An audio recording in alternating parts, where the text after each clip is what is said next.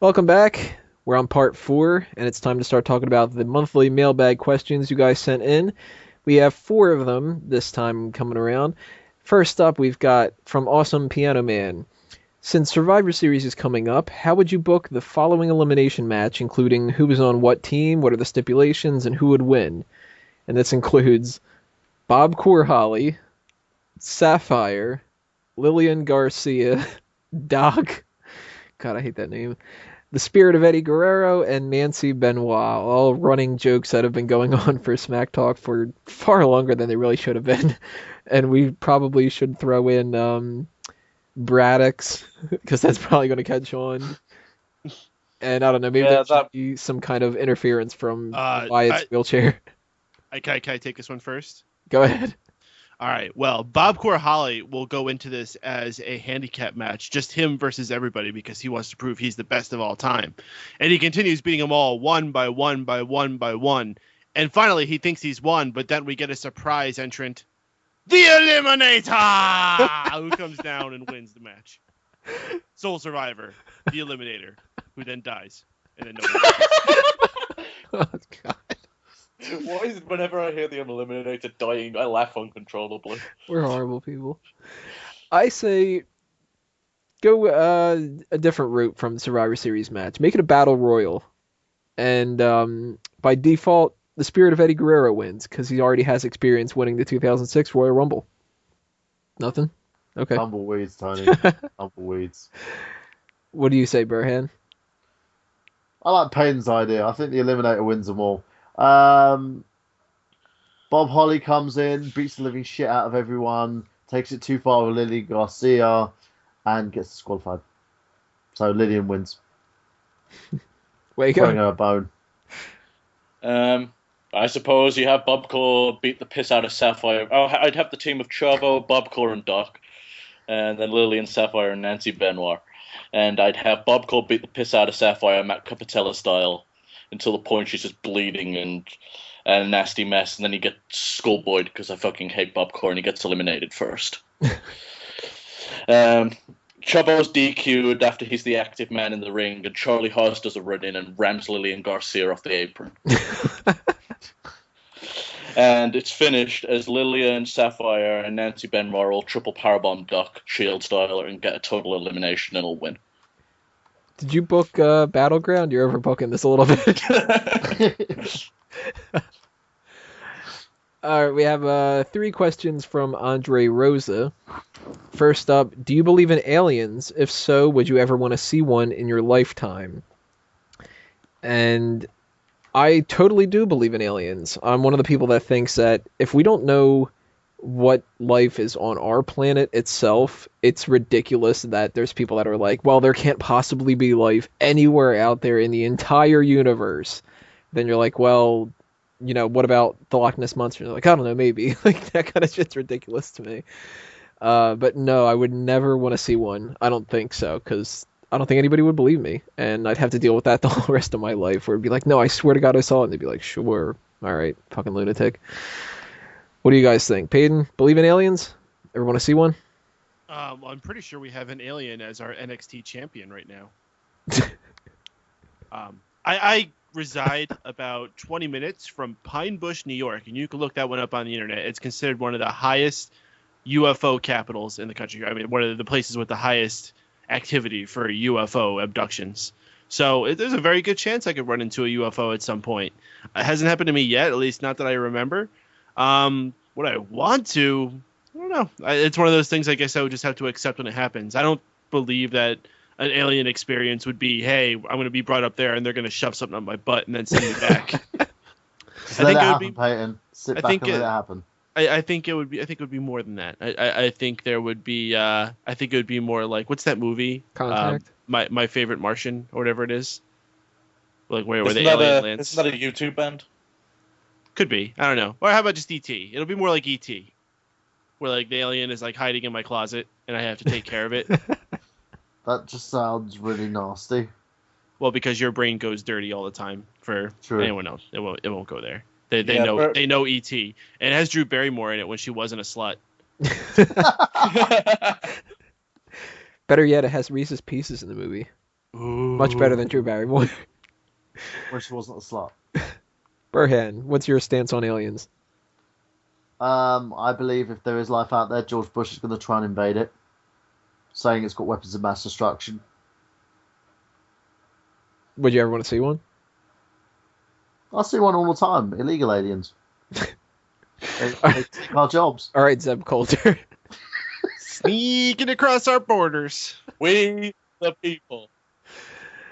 What about you, Steven? I definitely think there's alien life out there. I don't know how intelligent it is. It's presumptuous of us to believe that there isn't. I mean, we have no idea how far the fucking space and all that goes to, and shit, we've got animals under the so far in the water that we don't even know what the fuck they are. So there's bound to be something out there. I don't know what exactly.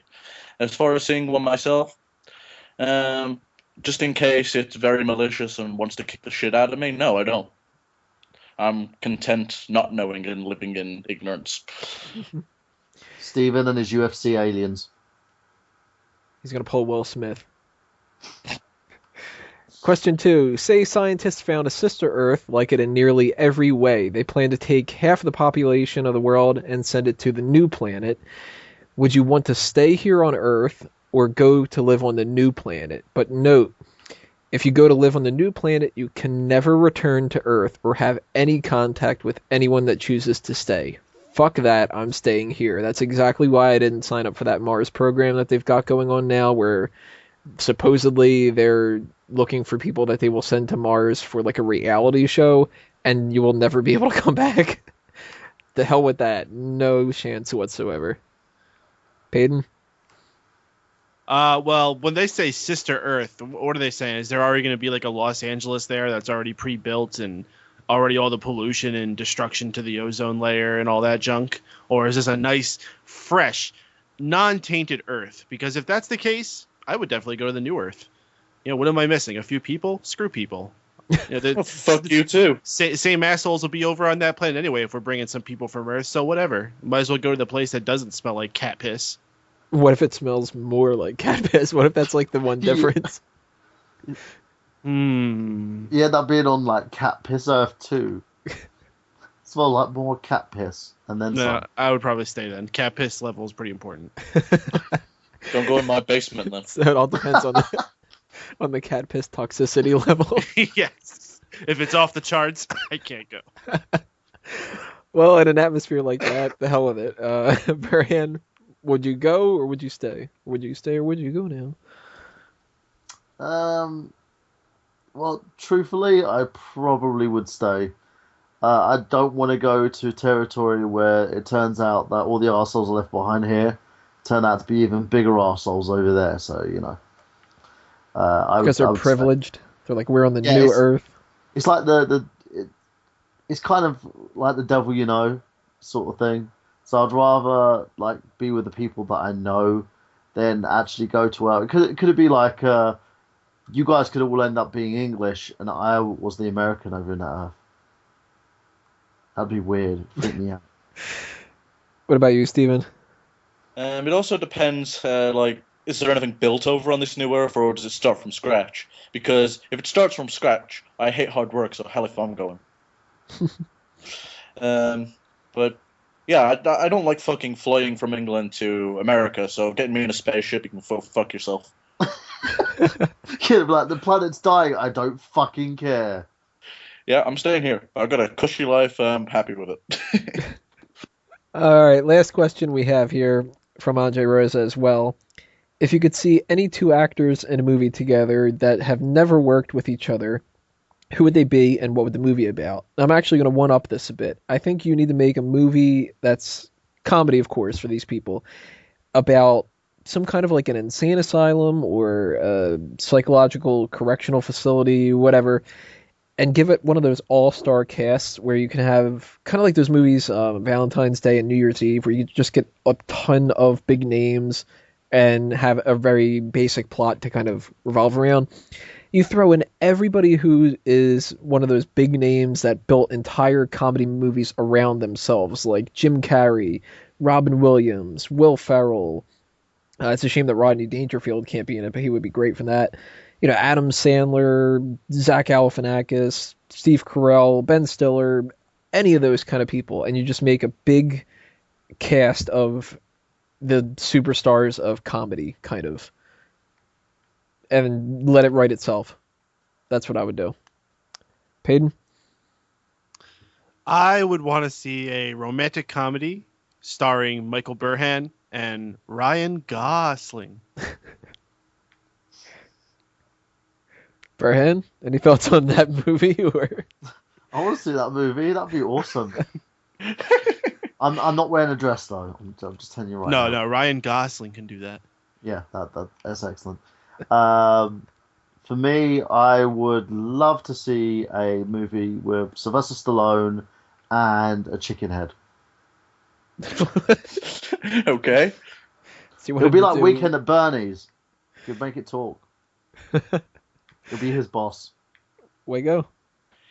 In a wrestling / Breaking Bad crossover, Bryan Cranston and Mickey Rourke.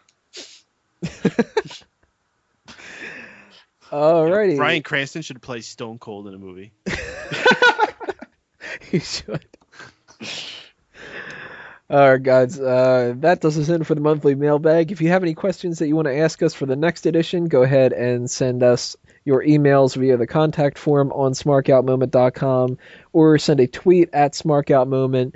And coming around next month, whenever we do our predictions for the next pay-per-view, not the Hell in a Cell, but the one for November, that's when we'll cover the next monthly mailbag. So you have a little bit of time to sort out all your questions, send them in, and we'll make sure that we'll answer them. Finally, we're going to end up here with TNA's Bound for Glory in Part 5.